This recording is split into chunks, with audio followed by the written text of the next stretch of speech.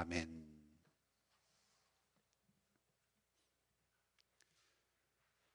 로마서 6장 23절은 이렇게 증거합니다.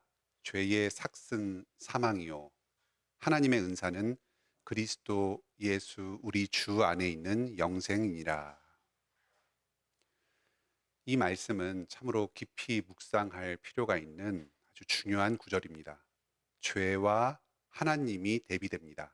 또 삭과 은사가 대비됩니다. 삭은 대가, 값이라는 의미입니다. 그리고 은사는 선물이라는 의미입니다. 죄는 그 결과로 대가를 주고 하나님은 선물을 주십니다. 그리고 그로 인해서 받는 사망과 영생이 서로 대비가 됩니다. 여기서 죄의 대가로 받는 사망은 단지 육신의 죽음만을 의미하는 것은 아닙니다. 성경에서 말하는 영생은 예수 그리스도 안에서 삼위일체 하나님과 누리는 영원한 교제를 의미합니다. 죄의 대가로서의 죽음은 이 땅에서의 육체적 죽음뿐만 아니라 하나님과의 그 관계의 단절, 그리고 내세에서의 심판과 영원한 벌까지도 모두 포괄하고 있는 것입니다. 하나님께서 말씀을 주셔서 죄를 죄로 규정하고 금하신 것은 우리를 불편한 규칙에 얽매여 두려고 하신 것이 아닙니다. 우리의 행복을 위해서 주신 사랑의 법칙들입니다. 그래서 우리가 십계명을 가리켜서 하나님의 사랑이 담긴 언약의 말씀이다, 이렇게 부르는 것입니다. 하나님께서 하라고 하신 것을 하고 하지 말라고 하신 것을 하지 말아야 우리가 행복한 인생을 살아갈 수 있습니다. 우리는 인생을 살아가면서 우리의 앞날을 돌아볼 때에 말씀에 순종하는 게 참으로 복되었다 하는 사실을 고백하게 됩니다. 마치 어렸을 때 부모님께서 인사 잘해라, 차 조심해라, 밥 잘 챙겨 먹어라, 이런 말씀을 하실 때 당시에는 그것이 잔소리처럼 느껴지지만 돌이켜 생각해 보니 참 맞는 말씀이었고 나를 위해서 하셨던 말씀이었다 하는 것을 깨닫게 되는 것과 비슷합니다. 하지만 문제는 사탄이 속이는 자여서 죄의 대가가 죽음이라는 사실을 우리에게 숨깁니다. 죄를 지어도 죽지 않고 오히려 하나님의 말씀에 순종하며 사는 것보다 더 큰 기쁨과 축복을 누릴 것처럼 죄의 대가가 생명과 기쁨인 것처럼 그렇게 착각하게 만듭니다. 창세기 3장에서 사탄이 하와에게 선악과를 따먹게 할 때 이렇게 속였습니다. 그걸 먹어도 죽지 않는다. 오히려 하나님처럼 되게 만들어줄 것이다. 이러한 사탄의 속임에 대해서 우리의 육신의 정욕과 또 판단력이 우리의 그 감각을 현혹시켜서 현실을 제대로 보지 못하게 만듭니다. 하와가 그 사탄의 말을 듣고 선악과를 바라보니까 과연 먹음직하여서 보기에도 좋고 또 지혜롭게 할 만큼 탐스러워 보입니다. 정상적인 분별력을 상실해버리고 죄를 저질러 버리게 됩니다. 여기 계신 분 중에 누가 죄 짓는 게 나쁘다 하는 사실을 모르겠습니까? 하지만 나의 판단력이 왜곡되어서 이 세상의 방식대로 살아가는 게 더 좋을 것 같다는 생각이 들 때가 있습니다. 그럴 때 말씀의 가르침으로 이 판단의 기준을 분명하게 세우고 믿음으로 순종하는 것이 참 중요합니다. 오늘 말씀은 이런 점에서 하나님께서 우리에게 주신 참 귀중한 선물입니다. 누가 이렇게 이와 같이 자신의 죄와 그로 말미암은 이 비참한 결과에 대해서 이렇게 솔직하게 속속들이 다 말해주겠습니까? 오늘 말씀을 우리에게 향하신 하나님의 큰 경고로 사용하여 주시길 바랍니다. 그래서 우리가 이 말씀을 듣고 교훈을 얻어서 다윗과 동일한 잘못을 범하지 않고 말씀에 순종하는 인생을 걸어가기를 원합니다. 시행착오로 인한 인생의 불필요한 낭비를 줄이고 행복한 인생을 살아갈 수 있기를 바랍니다. 오늘 말씀을 통해서 죄가 낳는 파괴적인 결과, 그 죄의 결과가 죽음이라는 사실을 세 가지 측면에서 살펴보고자 합니다. 먼저 우리가 죄를 지으면 내가 사랑하는 가장 가까운 사람들에게 큰 피해를 입힙니다. 다윗은 왕궁 옥상을 산책하다가 여인이 목욕하는 장면을 목격합니다. 의도치 않게 우연히 보게 될 수도 있습니다. 그냥 아름답구나, 신기하구나 하고 그냥 지나가 버리면 됩니다. 그런데 그 장면을 뚫어지게 쳐다봅니다. 음욕을 품습니다. 신하를 보내서 그 목욕한 여인이 누구인지를 알아보게 합니다. 자신의 충성스러운 신하 우리아의 아내 밧세바였습니다. 다윗은 자신의 왕권을 이용해서 음욕을 채우기 시작합니다. 밧세바를 왕궁으로 불러들여서 강제로 자기 아내로 삼습니다. 그리고 우리아를 이용해서 자신의 가늠 범죄를 숨기려고 했지만 여의치 않으니까 요압과 음모를 꾸며서 우리아를 전쟁터에서 죽게 만들어 버립니다. 다윗은 이 죄로 말미암아서 지금 자기 곁에 있는 소중한 사람들을 불행하게 만들어 버렸습니다.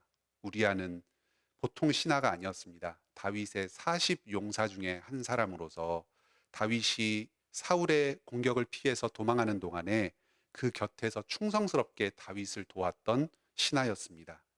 이방인 헷 족속 출신이었지만 여호와를 섬기고 이스라엘 백성으로 편입되어서 다윗을 위해서 삶과 죽음의 길을 넘나들었던 충성스러운 신하였는데 그 결말은 비참한 죽음이었습니다. 우리아는 이렇게 허무하게 죽을 사람이 아니었습니다. 귀한 믿음의 사람이었습니다. 다윗이 우리아를 후방으로 빼내서 아내와 동침하도록 여건을 조성했습니다. 하지만 한사코 이 일을 거부하고 밖에서 다른 군인들과 함께 잠을 자고자 하였습니다. 그의 말이 정말 감동적입니다.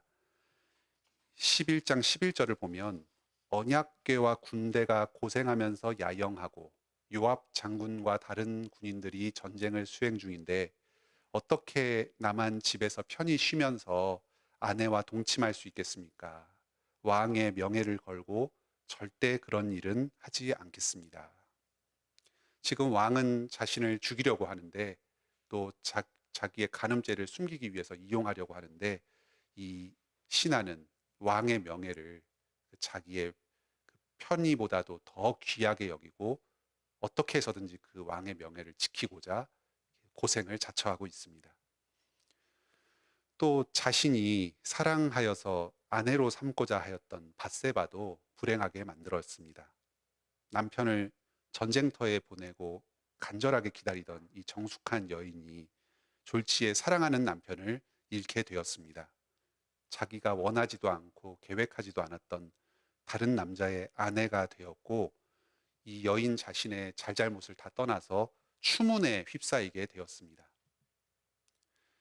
사무엘장 12장을 보면 이 다윗과 밧세바 사이에 동침하여서 이 불륜의 결과로 얻은 이 아이를 하나님께서 치셔서 죽게 하셨습니다. 회개하지 않고 자신의 죄를 은폐하려고 했던 이 다윗을 향한 하나님의 심판이었습니다. 이 아이는 비록 하나님께 먼저 돌아가게 되었지만 언약 백성의 한 사람으로서 분명히 지금 하나님 품에 안겨 있을 것입니다. 하지만 어쨌든 이 땅 가운데서 이 죄 없는 아이를 고통받고 죽게 만들었던 것은 바로 아버지였던 다윗이 범한 죄 때문이었습니다. 절대 오해 없으시길 바랍니다. 우리 자녀에게 닥친 모든 불행과 고통이 부모의 죄 때문에 말미암았다. 지금 그런 말씀을 드리는 것은 아닙니다. 불필요한 부담이나 죄책감을 절대 갖지는 마시기 바랍니다.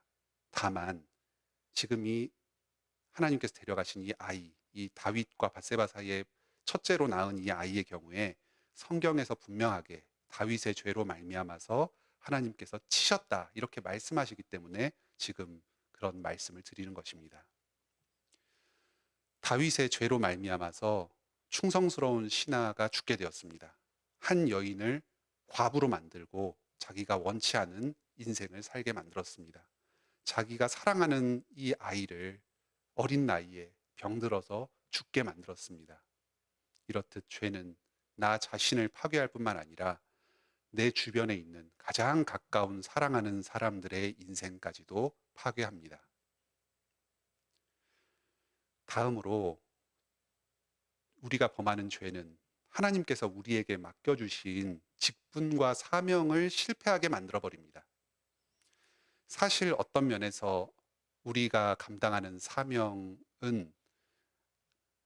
사명에서 실패하는 것은 앞서 말씀드린 사랑하는 사람을 고통스럽게 하는 것과 서로 밀접하게 연관되어 있기는 합니다.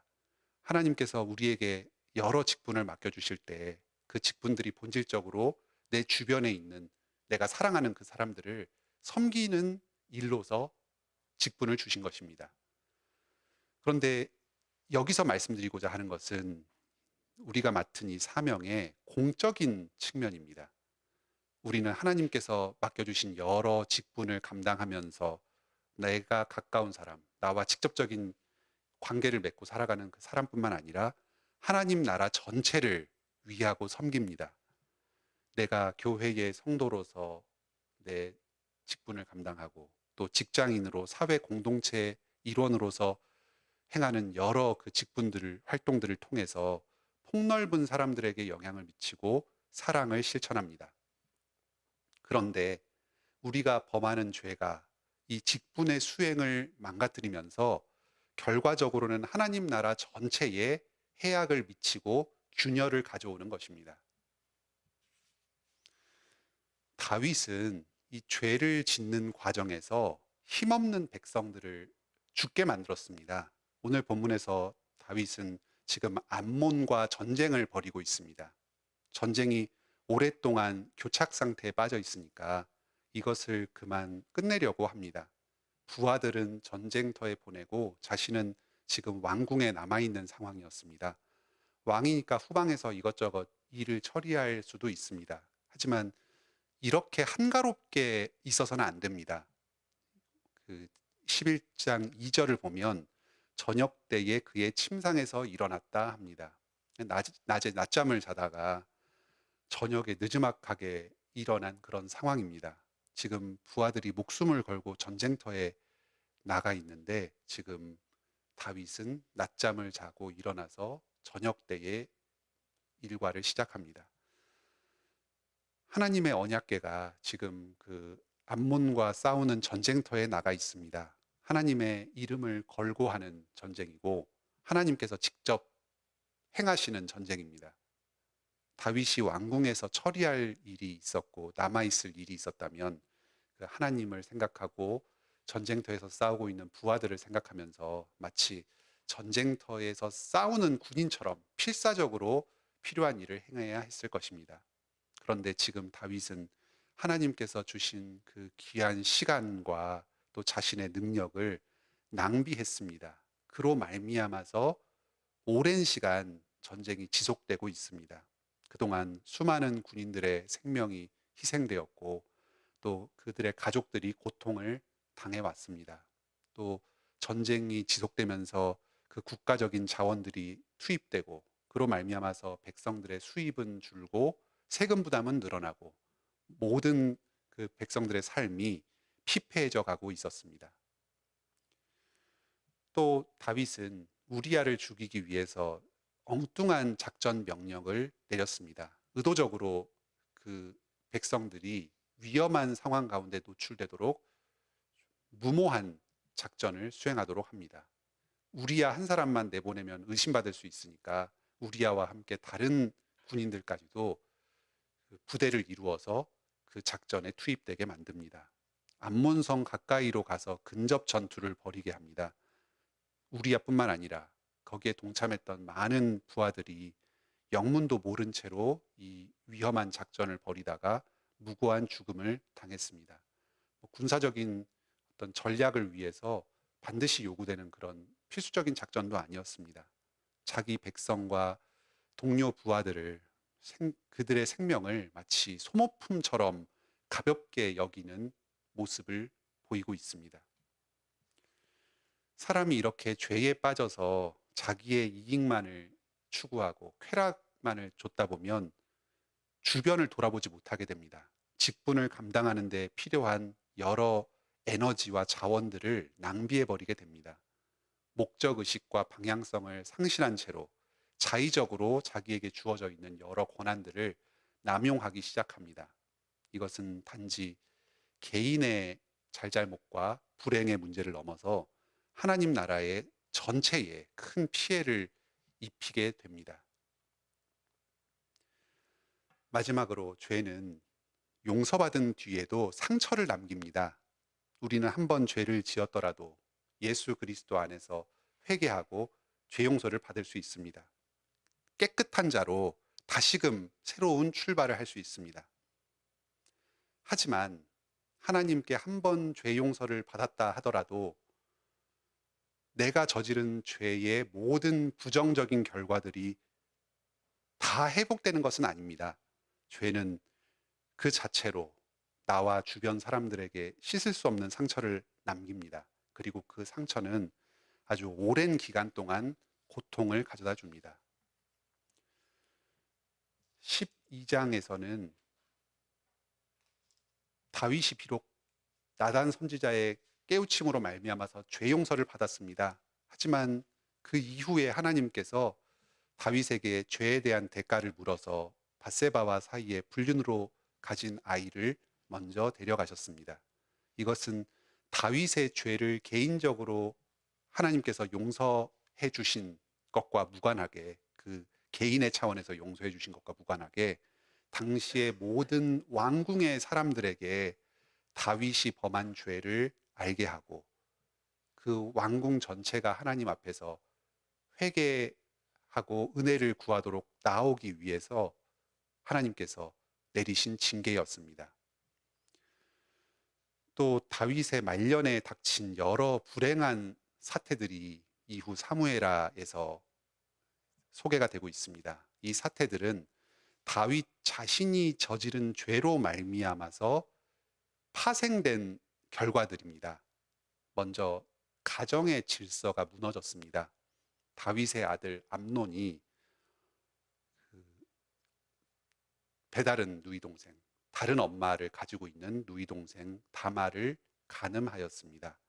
또 다말의 친오빠 압살롬이 이 사실을 알고 복수하기 위해서 암논을 죽였습니다. 또 추후에 이 압살롬은 아버지의 권위를 인정하지 않고 반역을 일으켰습니다. 그리고 그 반역을 수행하는 과정에서 차마 말로 형용하기 어려운 그런 수많은 악행들을 저질렀습니다. 어떻게 다윗의 가정에 이런 불행한 일들이 많이 벌어졌는가? 이것은 모두 다윗이 이 범죄함으로 말미암아서 가정 내에서 권위가 실추되었기 때문에 생긴 일들입니다. 비록 다윗이 하나님 앞에서 용서받았다고 하더라도 다른 가족들에게 이 범죄함으로 안긴 상처와 그 깨어진 관계는 그 가정 내에서 계속해서 존재하고 역사하였습니다.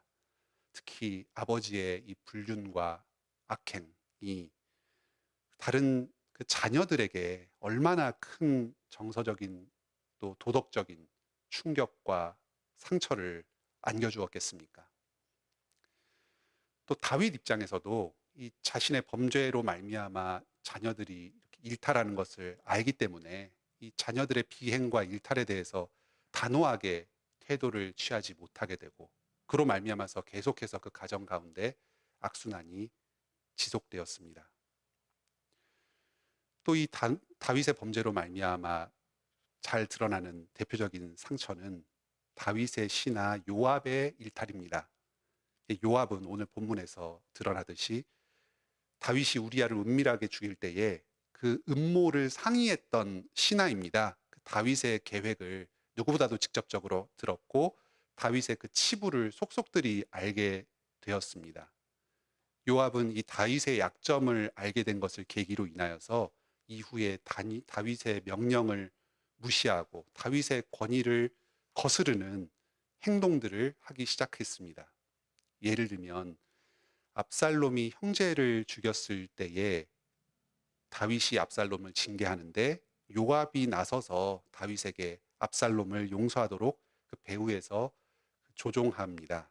그리고 이 압살롬이 용서받은 것을 계기로 인하여서 그 압살롬의 세력이 크게 확대되고 그 반역의 그 불씨가 그 씨앗이 여기서 시작이 됩니다.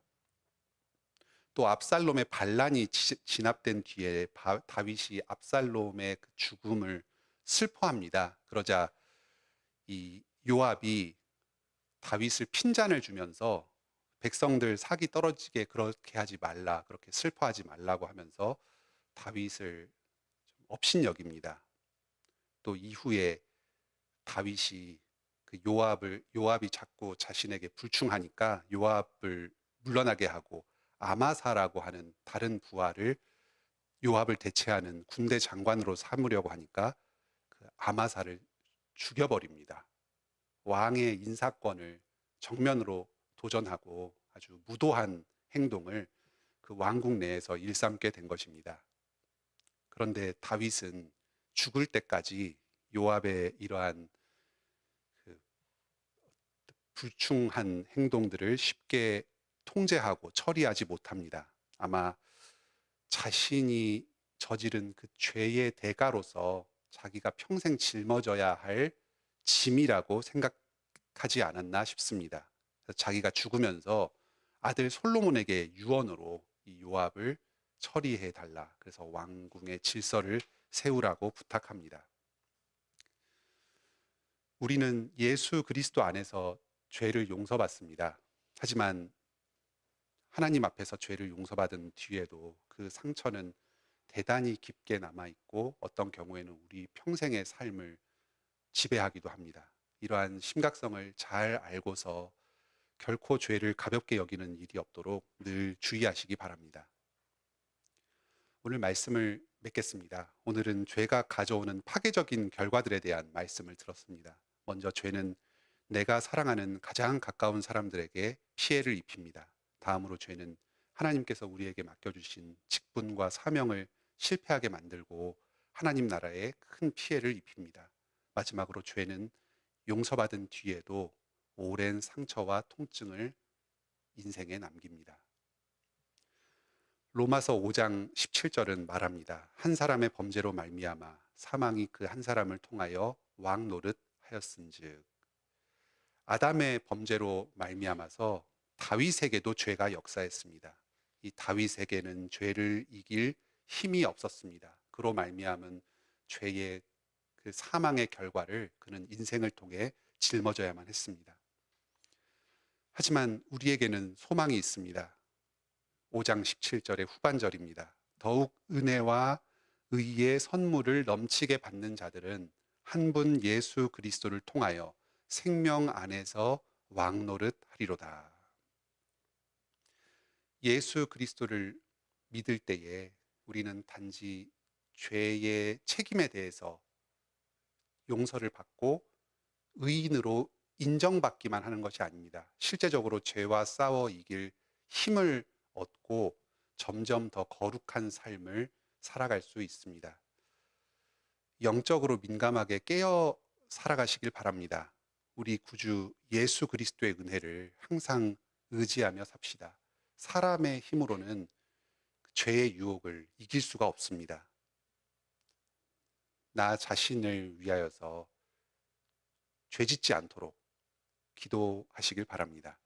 특히 각 가정의 여러 가장들, 내 남편, 내 아빠가 영적으로 굳게 서도록 여러분의 매일의 기도 제목에 포함시켜 주시길 바랍니다. 또 우리 교회의 여러 영적인 지도자들, 목사님, 장로님, 집사님들을 위해서 기도해 주시길 바랍니다. 여러분 모두가 예수 그리스도와 성령님의 은혜와 도우심을 의지하여서 죄를 이기고 말씀에 순종하면서 이웃에게 생명을 베풀고 사랑을 베풀고 하나님 나라를 이루어갈 수 있기를 바랍니다. 함께 기도 앞 그 찬송 부르겠습니다. 안내